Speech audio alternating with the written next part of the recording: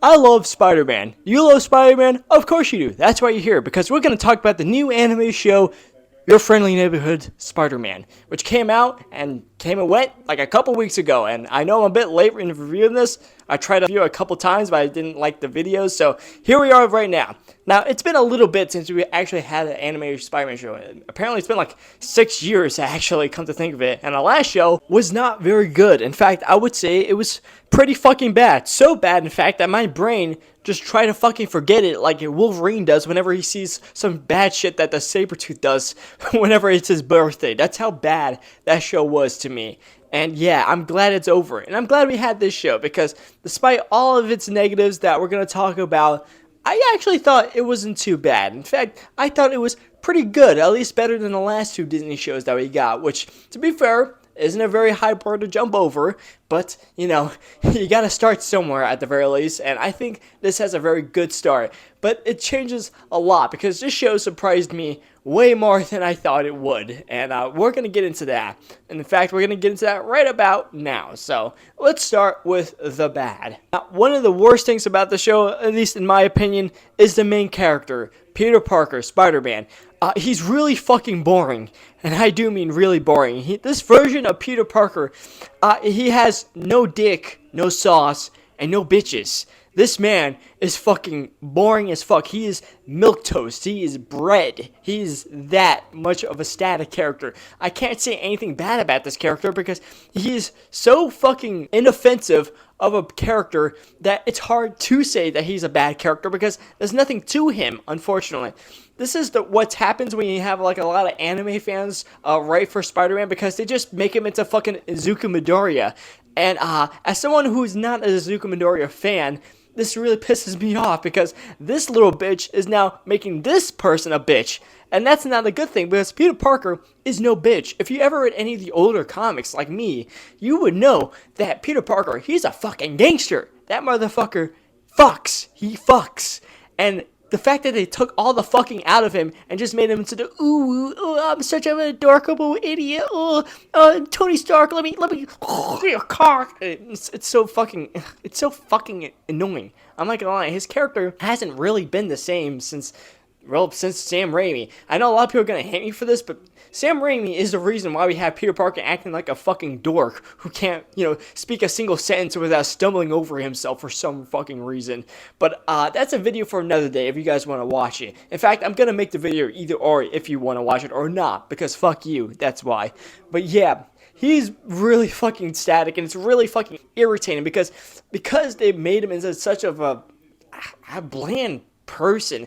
It's hard to be angry really because he's likable enough to watch. You don't see him on screen and be like, this guy again, because he's not that of an irritating character. He's not like a Gary Stu where he's always right or whatever, but he's just not very interesting. He doesn't have the same sauce. He doesn't have the cojones that the original Spider-Man had, and that's pretty upsetting to me. I know like in the prequel comic they said that he's a bit more interesting, but like I shouldn't have to read a fucking comic to get my Peter Parker the way he should be. I'm sorry.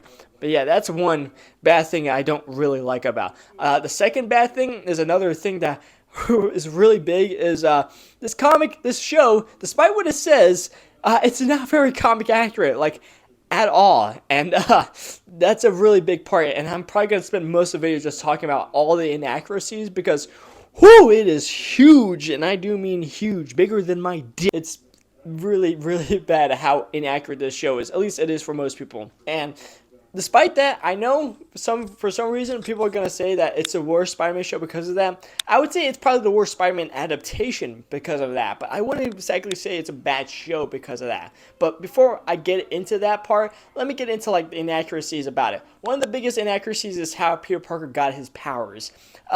It's really fucking complicated for no reason whatsoever. The reason he got his powers was because of time travel. Yeah. By the way, spoiler alert, I forgot to talk about this, but big spoilers. I'm gonna spoil a lot of stuff about this show, so if you haven't watched it, go watch it. All 10 episodes are out, so you better fucking watch it anyways. And it's been out for like a week now, so what are you doing? If you're watching this video, you probably should have watched it anyways. What the fuck are you talking about? Why are you watching my video, dumbass?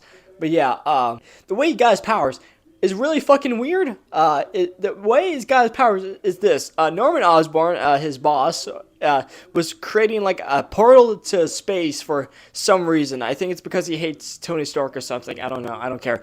Yeah, he created a portal to space, and then fucking Venom, yes, that Venom, came out of it and started fighting Doctor Strange. Yeah, Doctor Strange is in this show. He's pretty cool. I like him. Yeah, he started fighting Doctor Strange, and Spider-Man shows up, and they started fighting, and Doctor Strange creates like a portal in time accidentally when they start fighting because he was using his time travel powers to like try to get him from stopping to attacking people, and he created like a fucking sling ring thingamajig, and that created a portal in time, and he goes back in time before Peter Parker has his powers. And one of the things that also went back in time is a spider that was filled with Peter Parker's blood, because one time he was fighting the Scorpion, which was a pretty cool fight. We'll get into that. And some of his blood got everywhere, and Norman Osborn took some of the blood and put it into a spider so he could make like spider soldiers or whatever. And that spider went down into the portal and bit that version of Peter Parker, the past version, and that's how he got his powers. So Peter got his powers from himself. That's really fucking complicated for no reason. I don't know who thought that was a good idea, but yeah, that's how they did it. It's very different, very unique. Some would say very interesting, but it was very unnecessary also. I don't know why they did that. It's complicated for no reason at all. Complicated for complicated sake. And yeah, that's one big deal that a lot of people did not like whatsoever. Another thing that a lot of people did not like at all was the way Uncle Ben was used. He died before Peter Parker even got his powers. So, like, the whole reason why Spider-Man became Spider-Man is just not there for some reason. And why? That was the entire reason he became Spider-Man. You just took that away because I guess Peter Parker was just a good person. That's why he became Spider-Man, because he's just a good guy, and he always wanted to be a hero or something. I don't know. They said they explained it in the show comic, but again, I'm not going to read a fucking comic if you can't explain it in your show. I'm sorry. But yeah, that's pretty dumb. I'm not going to lie. Another thing that's slightly smaller, but also kind of big, I guess, is the main cast of characters. A lot of the classmates in Spider-Man's school, they're not from, his comics at all. Like, there's no Flash Thompson, there's no Betty, there's no, well, anybody really. There's no Flash, no MJ, no Liz Allen, nobody, honestly. And it's really fucking weird that we don't have any of those characters in it. We have Nico Minoru, who's a fucking runaway and doesn't really come into Spider-Man comics, like, at all. So I don't know why she's here. We have Lonnie Lincoln, who is a Spider-Man comic, but is an adult in the comics, and he never was in high school with Peter Parker, but okay. I guess that's weird. Amadeus Cho shows up as one of the other, like, Norman Osborn, like, influencers, but he doesn't really interact with Spider-Man either. He's a Hulk character, so I don't know why he's there. I don't know why Amadeus Cho's in the Spider-Man show, but okay. And, like, a couple other characters who are from other comics that are in this show. I guess it's because it's technically part of the MCU, so they just kind of do what the MCU does and, like, mix mash all the enemies and the villains and the characters to other people's, like, shows and whatnot, which is weird, I guess, but that's kind of how they always did it. So I guess it's not that big of a deal, but, like, if you're making a Spider-Man show, why not just make it a bit more closer to the comics, especially since it's outside of the main continuity of the MCU. But and, of course, I'm going to have to talk about the big thing that really, grinded people's gears for some reason, and that is the main voice actor for the role of Spider-Man said this. This pissed people off for some reason. I don't know why. I don't give a shit why either. I don't really care if if someone says woke or whatever. It's not a big deal for me. I'm employed, so all this shit just comes off as terminally online to me. I don't really care. It's not a big deal. I think it's stupid and retarded. I know people on the right wing are saying like, oh, he's lying. It is woke because black characters and there's this black and there's this sex changes, and I don't fucking care. And, the left-wing people are just like, oh, he must be racist and sexist because he said woke. And I'm just, get a fucking job, you losers. Get a job. Fucking touch grass. Touch grass. I beg of you, touch grass. Be a fucking normal human being. It is not that big of a deal. And it wasn't. I don't give a shit. It has no impact on how they see the show. I know a lot of people now are going to be, like, disingenuous and say, oh, he's a bad voice actor. He didn't even voice Spider-Man all that well. But just, like, he voiced him okay-ish. Like, he's not the best. He's not like on Yuri Lowenthal or Josh Keaton levels of like, voicing Spider-Man, but he isn't that bad. He did what he's supposed to do. He set out to do. He voiced a version of the MCU Peter Parker, and he sounds a bit like Tom Holland. So, yeah, I don't think that's particularly bad. I think he did exactly what he was supposed to do, and I think it's fine. I think he did it just well. I think he was able to, like, announce his words pretty well, and I think he showed a lot of emotion and showed a lot of range, and I think that's good. That's way better than fucking what Drake Bell did, which was just shout at the exact same tone all the time, having no fucking range whatsoever. So, like, I don't really care. Yeah, that's all the bad things. Let's talk about the good things. One of the best things about the show is Lonnie Lincoln, Tombstone. I thought he was really fucking good in this show. Unironically, I thought he was really good. I thought he was written really well. I thought his arcs were really cool. I like how they set him up to be a villain soon. I like how they're gonna turn him fucking albino. He's gonna have fucking vitiligo, going for the full Michael Jackson experience as I can see what they're gonna do with him. But other than that, I think it's going to be really cool to see him turn into, the Tombstone. So I thought that was pretty epic. I like the villains, the main villains, that is. Norman Osborn, Otto Octavius, and, of course, Scorpion, who was a fucking menace in this show. Genuinely, that guy fucking terrified me. The way he absolutely beat the everything shit out of Peter, absolutely insane. Just fucking menace energy all around. Fucking Black Air Force activity all around. I'm not going to lie. This guy was going places. But yeah, I like the other two villains a bit more because they had a bit more substance, other being crazy cuckoo Mexican man who wants to kill everybody. I especially like Norman. He's gonna be the fucking Green Goblin, we all know it. He's wearing fucking green, that's his main outfit. But yeah, I especially do like how they kept this fucking waves. They had to keep the drip or drown Spider-Man, as they say, and I'm glad they kept that. That was really cool, if you ask me. But yeah, it was pretty cool to see Norman Osborn be sort of a good guy, but still a pretty skis ball on a down low, and I can't wait to see how he turns into the Goblin as the show goes on. Also, Otto Octavius is here, and he actually looks like the Otto Octavius from the comics, which is one of the few things that they got right.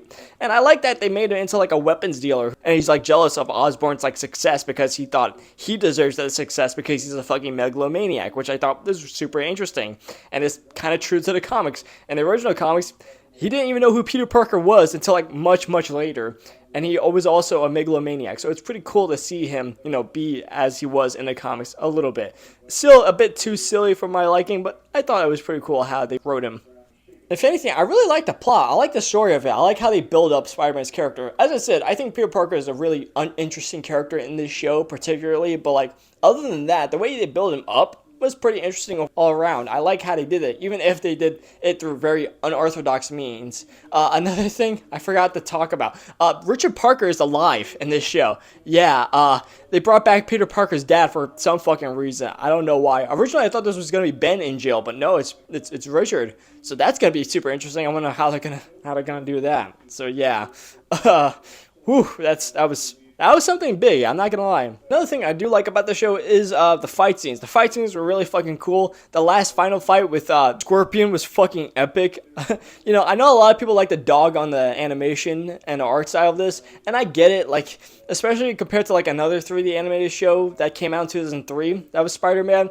It's not all that great, I'm not gonna lie. This animation could be stiff and jaggy at times, and sometimes it could be really slow at certain moments. Also, despite the fact that this takes place in New York, there's fucking nobody in the streets at all. The streets are surprisingly empty all the fucking time. Where is everybody? Where did everybody go? If you ever watch the show and just look at the background, it is just very barren for no reason.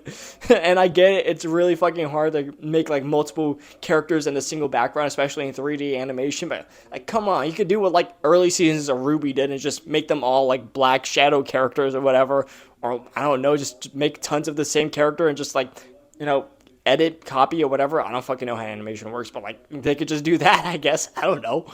But yeah, it's a bit weird, and can be a bit uncanny at times. The faces can't emote all that well either, and whenever it's an emotional scene, it's a bit weird to see them try to emote, and they have the same face all the time. So You could tell the show would really looked way better if it were just 2D rather than 3D. If it were 2D, like how the artist originally made it to be, I think it would be way better than what people make it out to be. Personally, I don't care if it's 3D. I don't think it's all that bad as people say it is.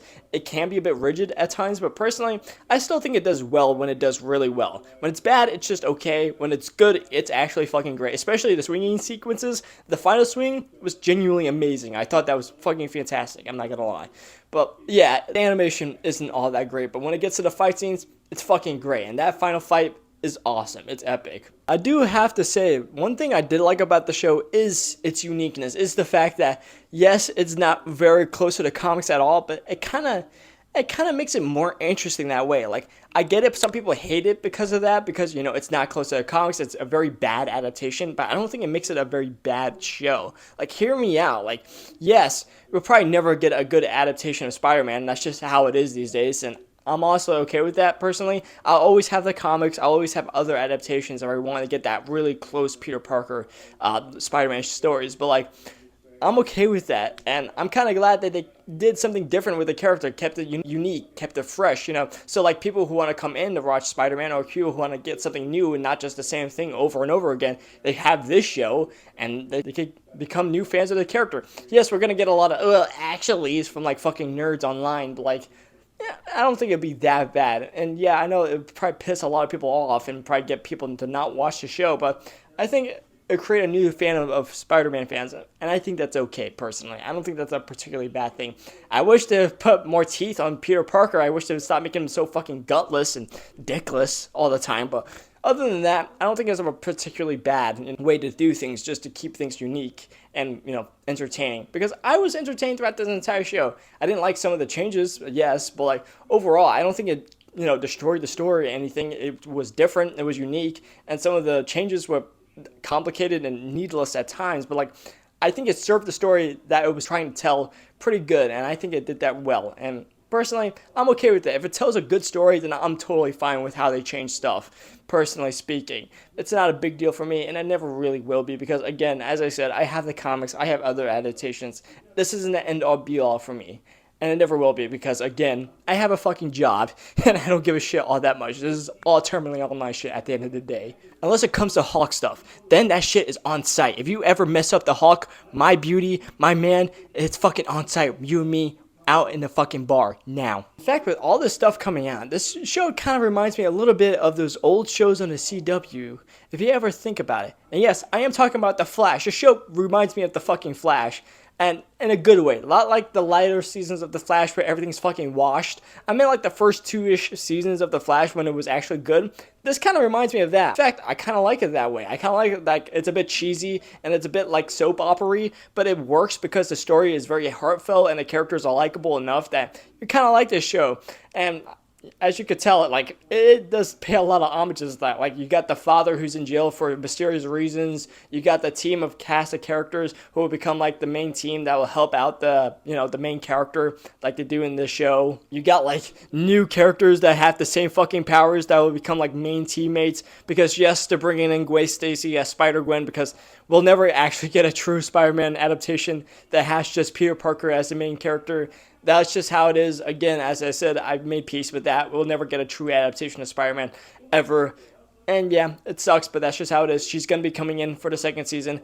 And while I was a bit kind of miffed about it, I'm like, okay, the first season surprised me at how good it is. This will probably be okay too. I'm sure they'll be fine with it. But yeah, it's cool to see that. One of the coolest things about the show, though, other than like all the stuff I ever talked about, was the cameos. I liked seeing Doctor Strange. I liked seeing Daredevil. He was fucking cool. And the fact that he was voiced by Charlie Cox was really epic. And the fact that Charlie Cox was a pretty good voice actor overall, which is pretty surprising because a lot of Hollywood actors aren't very good at voice acting, it was pretty neat. It was cool to see him in the show. I thought all these other ones were pretty cool too. We got to see Iron Man in a more classic looking Iron Man suit, which is also pretty awesome. We got to see General Ross in the show too. So yeah, all these characters coming into the show in a Spider-Man show, because now they can show up, is pretty epic. And I thought that was pretty cool to see all that. But yeah, that's my opinion on the show. I liked it. I know a lot of people didn't, but personally, I think it's like an 8 out of 10. I know like number scores are pretty dumb and whatever, and they don't really mean anything, but you know, that's how I feel right now. It's an 8 out of 10 show. I hope it gets better. I hope it keeps on with the momentum it has and doesn't slow down and doesn't become the later seasons of The Flash and doesn't turn into fucking gulp shitto or whatever, because we really don't need like seasons 3 to fucking 9 of The Flash again. We don't really need to see that anymore. We have to just like 3 or 4 seasons of this show and it's all good. I'll die a happy man. I personally would be totally fine with that overall. But yeah, I really enjoy this show. You guys could watch it if you can, if you want to. It's already out on Disney Plus. I highly recommend. Don't forget to like, comment, subscribe. Don't forget to, tell me what you want to see, what you don't want to see. And I'll see you whenever I wake up because I'm really fucking tired. Bye.